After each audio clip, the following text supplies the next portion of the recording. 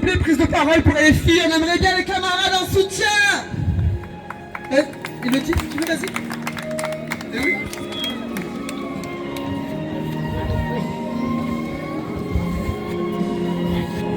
Bonjour à tous et à toutes. Je prends la parole aujourd'hui au nom de la France Insoumise pour que la vérité soit dite dans cette manifestation pour la Palestine. Micro. Eh bien, micro. On nous parle d'un cessez-le-feu. Mais qu'est-ce que ce soi-disant cessez-le-feu quand Israël annonce déjà une phase 2 de son offensif? Quand Gaza est encore bombardée? Quand le Liban est ciblé?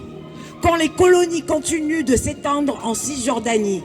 Ce n'est pas un cessez-le-feu, c'est une trêve pour reprendre un souffle et frapper encore plus fort.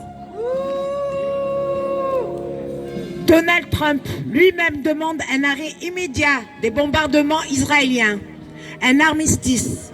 Il propose un plan en 20 points, un cessez-le-feu permanent, la libération des otages, l'entrée massive de l'aide humanitaire, le rejet de toute annexion forcée et la démilitarisation du Hamas.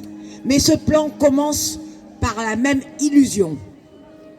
Liberté, reconnaissance, mais dans quelles conditions? Ce plan ne garantit rien pour les Palestiniens et les Palestiniennes. Si on continue à piétiner leurs droits fondamentaux. Pendant ce temps, le bilan humain est abominable. Nous le connaissons tous. Et Amnesty International note qu'au cours d'un seul mois de reprise des hostilités entre le 18 mars et le 17 avril 2025, 1691 Palestiniens et Palestiniennes ont été tués, dont 595 enfants. Durant les 2 ans, selon l'UNICEF et d'autres sources, plus de 67 000 personnes ont été tuées à Gaza, dont près de 19 424 enfants. En Cisjordanie, plus de 975 personnes auraient été tuées, dont 223 enfants.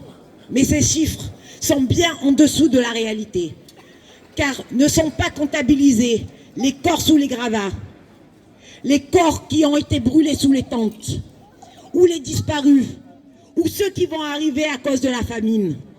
Ce ne sont pas des dommages collatéraux, ce sont des massacres. Et pourtant, les médias français continuent leur complicité. Ils diffusent en boucle les images des otages israéliens. Image qui est totalement légitime, bien sûr. Mais pas une seule image des prisonniers palestiniens. Pas un seul mot sur le jeune adolescent handicapé autiste. Ni sur Oussam Abou Safia, ce médecin de Gaza toujours détenu après des mois de détention arbitraire.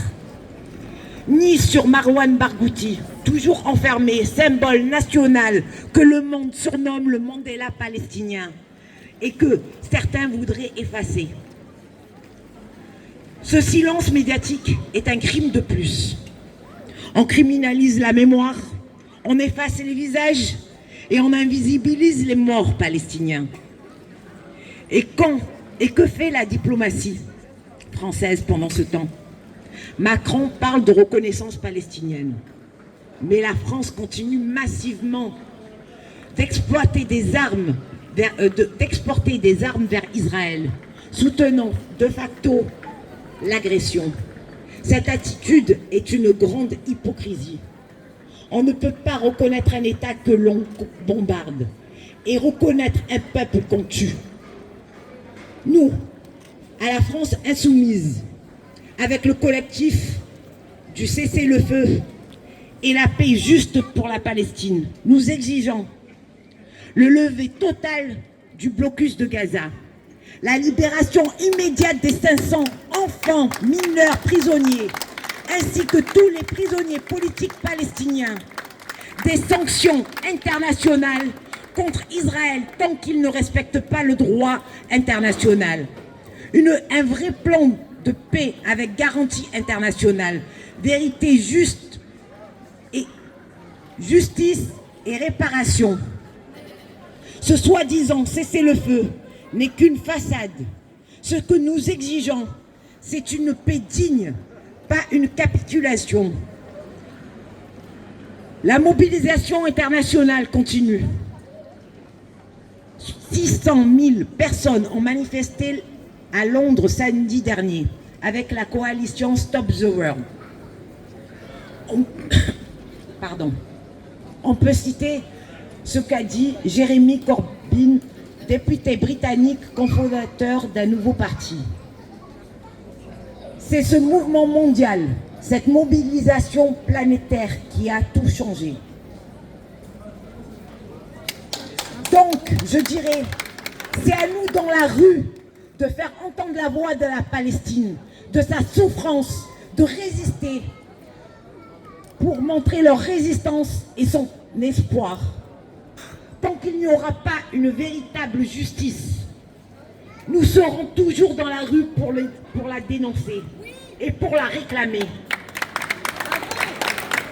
Pour terminer, je voudrais lire un extrait de l'intervention de Mahassan Abad Aladi, militante syndicaliste palestinienne, lors du meeting internationaliste du 5 octobre à Paris contre la guerre, où plusieurs d'entre nous y étaient. Avec ce plan Trump, nous passons d'un génocide par des bombes à un génocide par isolement. Les Palestiniens étant parqués dans des bantoustans dispersés, ce qui exprime le mouvement de la solidarité mondiale contre les dirigeants complices. C'est la prise de conscience que tant que la Palestine vivra sous la joug de l'oppression, il n'y aura pas de liberté pour le peuple du monde.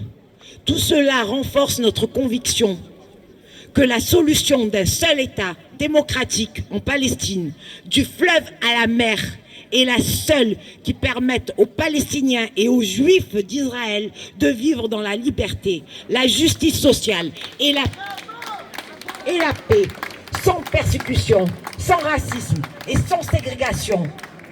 Sur ces mots, je dirais, Palestine vivra et Palestine vaincra!